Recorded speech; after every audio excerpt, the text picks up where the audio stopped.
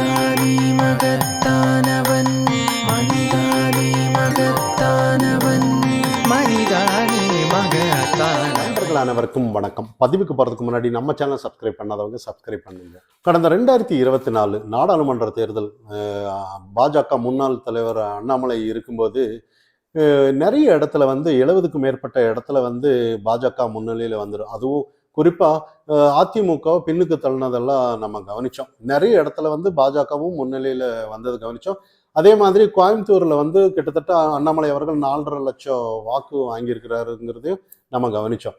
அதே இன்னைக்கு பாஜகவும் அதிமுகவும் கூட்டணியில் இருக்காங்க. இப்போ தேர்தல் பரப்புரைக்கு அண்ணாமலை இல்லாமல் சேர்ந்து போகிறாங்க. இந்த இடத்துல நிறைய கவனிக்கப்பட வேண்டிய விஷயம். இன்னைக்கு ஊடகத்தில் வர்ற விஷயத்த பார்க்கும்போது, அதாவது பாஜகவுக்குன்னு வந்த 2024 பாஜகவுக்குன்னு வந்த வாக்கா இல்லை அண்ணாமலைக்குன்னு வந்த வாக்கான்னு நம்ம கவனிக்கணும்.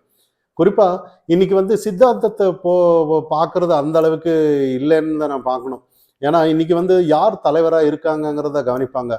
அதாவது நரேந்திர மோடிஜி ஆனாலும் கூட இப்ப நரேந்திர மோடிஜி ஒத்த நபருக்காக தான் இன்னைக்கு அவ்வளவு ரசிகர் பட்டாளம் இருக்காங்க. ஏன்னா அந்த அளவுக்கு அவரோட சர்வதேச ரிலேஷன்ஷிப்பு, அவரோட ஆக்டிவிட்டீஸு நிறைய ரசிகர்கள் இருக்காங்க. இன்னைக்கு சித்தாந்தத்தை பார்த்து அந்த ரசிகர் கூட்டம் இல்லைன்னு நம்ம கவனிக்கணும். அதே மாதிரி தான் இன்னைக்கு அண்ணாமலை பக்கம் நிற்கிற கூட்டம் கூட அண்ணாமலைக்குன்னு தனி அவரோட அரசியல் நிலைப்பாடு, அவரோட ஆக்டிவிட்டீஸு, அவர் எந்த அளவுக்கு அரசியலில் ஈடுபாடாக இருக்கிறாருங்கிறத வச்சு தான் இன்னைக்கு 2024 வாக்குகள் கிடைச்சிருக்குங்கிறத நம்ம கவனித்தோம். இன்னைக்கு அண்ணாமலை தவிர்த்து இன்னைக்கு அதிமுகவும் பாஜகவும் இன்னைக்கு தேர்தல் பிரச்சாரத்துக்கு போகிறாங்கன்னா அந்த இடத்துல நமக்கு நாளைக்கு பாஜக வாக்கு அதிமுகவுக்கு போகுமாங்கிற ஒரு கேள்வி இன்னைக்கு மக்கள் மத்தியில் இன்னைக்கு வந்துட்டு இருக்கு. இது யதார்த்தமான உண்மை. ஏன்னா அண்ணாமலை தவிர்த்து வாக்கு இல்லைன்ற மாதிரி சில தகவல்கள் வருது.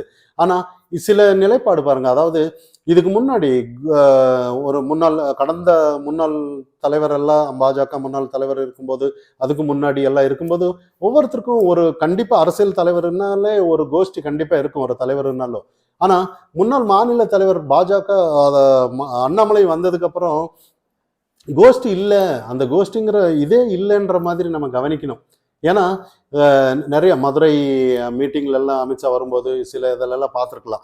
ஏன்னா ஒட்டுமொத்த தொண்டர்களும் ஒரே கோஷ்டியா இருக்காங்கன்னு தான், தனித்தனி கோஷ்டிங்கிற இல்லைன்னு தான். அப்போ எந்த ஒரு மேடையில ஒரு தலைவரே பாஜக மூத்த நிர்வாகிகள் பேசினாலும் கூட அண்ணாமலையை தவிர்த்து அவங்க பேச முடியாது. அண்ணாமலை பத்தி ஏதாவது பேசினாதான் இந்த தலைவருக்கே மதிப்புங்கிற அளவுக்கு தொண்டர்கள் உற்சாகத்தை எடுத்துட்டு வந்துட்டாங்க.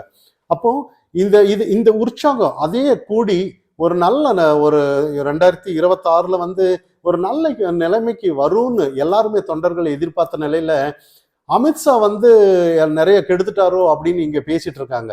ஆனா நிறைய இங்க ஊடக நிறைய அரசியல் பேசுறவங்கள வச்சு நம்ம பார்க்கும்போது அமித்ஷா கிட்ட தவறான தகவல் இன்னைக்கு பாஜக மூத்த நிர்வாகிகள் கொடுக்கப்பட்டிருக்கிறார்களோ அப்படிங்கிற ஒரு கேள்வி இன்னைக்கு வருது. அவர்கிட்ட ஒரு தவறான செய்தியை கொடுத்துருப்பாங்க, அதனால அவரு இந்த மாதிரி ஒரு நிலைப்பாடை எடுத்திருப்பாரோ அப்படின்ற ஒரு கேள்வி இன்னைக்கு எல்லாரும் பேசப்பட்டு இருக்காங்க. சப்போஸ் ஒரு வேளை இந்த அளவுக்கு வாக்கு வந்தாச்சு, நிறைய 18% பாஜக 2024 வாங்கியிருக்காங்க கூட்டணி எல்லாம் சேர்ந்து. இப்ப அதிமுக 23% வாங்கியிருக்கு. 2 பேரும் சேர்ந்து கிட்டத்தட்ட 40% வெற்றி வாகை சூடிடலாம் அப்படிங்கிற ஒரு தவறான கணக்கு இருக்கும்ன்ற அச்சமும் இந்த இடத்துல இருக்கு. அப்போ இந்த இடத்துல அண்ணாமலை தவிர்த்து போய் நிற்கிறாங்க. அந்த இடத்துல ஒரு எதிர்கட்சியா திமுக இருக்காங்க. எந்த அளவுக்கு ஆக்டிவிட்டிஸா எதிர்க்கணுங்கிறத நம்ம கவனிக்கணும். இப்போ இன்னொரு விஷயம் இன்னைக்கு இருக்கு. அதாவது அதிமுக அதாவது கடந்த ஜெயலலிதா அம்மையார் எல்லாம் இருக்கும்போது அதாவது மைனாரிட்டி திமுகன்னு சொல்லி தனி பெரும்பான்மையோட இன்னைக்கு தமிழகத்துல ஒரு ஆட்சி அமைச்ச கட்சி அதிமுக. ஆனா இன்னைக்கு பிஜேபி அதிமுக பின்னுக்கு தள்ளினது உண்மையிலேயே இது யாராலையும் ஜீரணிக்க முடியாதுதான் உண்மையிலேயே. ஆனா இந்த இடத்துல அண்ணாமலை இருந்தா டேஞ்சரோ அப்படின்னு சொல்லி சில ஊடகத்துல பேசுற விஷயம் கருத்து என்னன்னா, அதிமுக தரப்புல ஏதோ ஒரு குரூப் வச்சு அண்ணாமலைக்கு எதிராக கருத்துக்கள் சொல்லிட்டு இருக்காங்க. அண்ணாமலை வரக்கூடாதுங்கிற அளவுக்கு சில நிலைப்பாடை எடுத்துட்டு இருக்காங்க, ஒரு தனி குழுவே இருக்கோ அப்படிங்கிற ஒரு சில சந்தேகத்தை வெளிப்படுத்திட்டு இருக்காங்க. ஏன் இருக்காதான்ற மாதிரி தான் நமக்கு. ஏன்னா ஒரு அப்பேற்பட்ட ஒரு கட்சியை வந்து மூன்றாம் இடத்துக்கு தள்ளுற அளவுக்கு அண்ணாமலை அவர்கள் எடுத்துட்டு போகும்போது இது பொறுக்க முடியுமா அப்படிங்கிற ஒரு கேள்வி இன்னைக்கு வருது. இதை தாண்டி இன்னைக்கு இதே பாஜக மூத்த நிர்வாகிகள் ஆனாலும் கூட, அட என்னடா நமக்குன்னு ஒரு கோஷ்டி, நமக்குன்னு ஒரு இடத்த தக்க வைக்கலாம், இது ஒண்ணுமே இல்லாம மாநில தலைவர் அண்ணாமலை வந்ததுக்கு அப்புறம் எல்லா கோஷ்டியுமே அண்ணாமலை பின்னாடி போயிட்டாங்களோ அப்படிங்கிற அவங்களுக்கும் ஒரு அச்சம் இருக்கிறது யதார்த்தமான ஒரு விஷயம்தான். அதாவது இத்தனை நாள் நமக்கு ஜெய போட்டவங்க இன்னைக்கு வந்து அண்ணாமலைக்கு ஜெய போடுறது வந்து யாரானாலும் ஜீரணிக்க முடியாதுதான். இது யதார்த்தமான விஷயம்தான் இன்னைக்கு வந்து. ஏன்னா ஒண்ணு அந்த அளவுக்கு மக்கள் செல்வாக்கு வாங்கியிருக்கணும், இல்ல மக்களுக்காக கூட இணைஞ்சு இருந்திருக்கணும். இதெல்லாம் பண்ணாதான் வரும்ன்றத நம்ம இந்த இடத்துல கவனிக்கணும். அப்ப கேட்கலாம், நீங்க வேற மத்தவங்க எல்லாம் பண்ணலையா அப்படிங்கிற கேள்வியெல்லாம் நமக்கு இங்க வரக்கூடாது. அந்த அளவுக்கு பண்ணியிருந்தா இந்த அளவுக்கு இப்ப பாருங்க, பதவியில இல்ல அண்ணாமலை அவர்கள், வெளியில தூக்கி வச்சு இன்னும் கொண்டாடிட்டு தான் இருக்காங்க. இன்னும் வரல, அண்ணாமலை வரலன்னா இந்த ஓட்டு நாங்க பிஜேபிக்கு போட மாட்டோம் அப்படின்னு இன்னும் சொல்லிட்டு தான் இருக்காங்க இன்னைக்கு. அப்போ இந்த இடத்துல வந்து இப்போ நிறைய வந்து இப்போ சித்தாந்தத்தை பார்த்து எல்லாம் யாரும் வரமாட்டாங்க. சித்தாந்தத்தை பார்த்து யாரும் ஓட்டும் போடுறதில்ல. அந்த அளவுக்கு எந்த சித்தாந்தம் இருக்கு நல்லா யோசிச்சு பாருங்க. இன்னைக்கு வந்து விஜய் ஒரு சித்தாந்தத்தை பிடிச்சி வந்திருக்கிறாரு, பெரியார் அப்படின்னு சொல்லி. அவங்க பின்னாடியே அவருக்குன்னு ஒரு சில வாக்குகள் விழும். ஆனா பெரியார் பிடிச்சதுனால எல்லாம் பின்னாடி போறாங்களா என்ன? இல்ல. இங்க அண்ணாமலை, அதாவது விஜய் அவர்கள் ஏதோ சினிமாவில் பேசின வசனம் இதை வச்சுதான், அந்த வசனத்தை வச்சு இல்ல ரசிகர பட்டால தான் போறாங்களே ஒழிய பெரியார் பிடிச்சிட்டாரு அதனால போய் அங்க வாக்கு யாரும் போடுறதில்ல. அப்போ இந்த இடத்துல வந்து நிறைய விஷயம் இன்னைக்கு வந்து இருக்கு. இன்னைக்கு வந்து அண்ணாமலை அவர்கள் மாநில தலைவராக இருக்கும்போது அந்த அளவுக்கு செல்வாக்கு எடுத்துட்டு வந்து, மக்கள் செல்வாக்கு எடுத்துட்டு வந்து ஓட்டு வந்து எண்ணிக்கை நிறுத்திட்டாரு.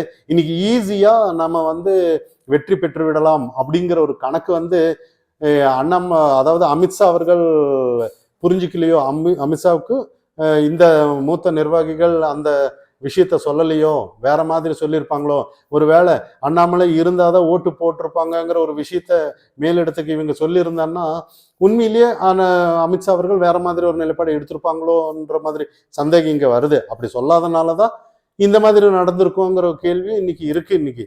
அப்போ இதை தாண்டி வந்து நம்ம வந்து, ஏன்னா இவ்வளோ பேசுறது எதுக்காகன்னா, மக்கள் இன்னைக்கு வந்து எல்லாருமே அந்த குமரல் தான். அதாவது அண்ணாமலைக்குன்னு இருந்த அந்த செல்வாக்கு வந்து அண்ணாமலை இல்லைன்னா நாங்கள் ஓட்டு போட மாட்டோம் அப்படிங்கிற ஒரு கட்டத்துல வந்து நின்று இருக்காங்க. அப்ப அண்ணாமலை இல்லைன்னா ஓட்டு போட மாட்டோம்னு சொன்னவங்க யாருன்னா ஒட்டுமொத்த பாஜக தொண்டர்கள் தான். இன்னைக்கு வந்து சொல்லலாம், அண்ணாமலைக்குன்னு தனி கோஷ்டின்னு இங்க நாம பிரிச்சு சொல்லவே வரல. ஒட்டுமொத்த பாஜக தொண்டர்களும் கூட இன்னைக்கு ஓட்டு வந்து நாங்க அண்ணாமலை இல்லைன்னா போட மாட்டோம்ன்ற மாதிரி ஒரு கருத்துல இருக்காங்க. இப்ப நாளைக்கு வேற மாதிரி நடக்கலாம். அண்ணாமலைக்கு பெரிய தேசிய அளவுல ஒரு பொறுப்பு கொடுத்து நாளைக்கு வந்து பிரச்சாரம் பண்ணி ஓட்டு வர்ற வாய்ப்பு இருக்கும் போல இருக்கு, நமக்கு தெரியாது.